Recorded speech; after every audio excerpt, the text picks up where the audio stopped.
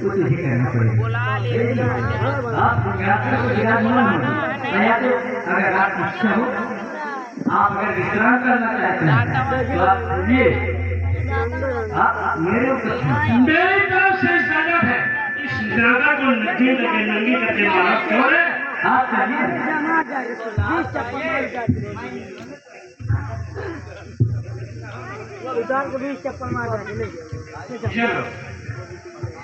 ये दोनों तुम्हारे हवाले हैं और मैं इसकी तो सूरत नहीं देखना चाहता। आराम शादी क्यों? जो मेरी भाभी ने कहा, हाँ वो तूने किया, वो किया अब जो मैं कहूँगा वो तुझे करना पड़ेगा। क्या? मेरी भाभी ने कहा कि ऐसे कर, तो तूने किया। अब मैं कह रहा हूँ उठा मंत्र लगा मेरी भाभी को 50 मंत्र।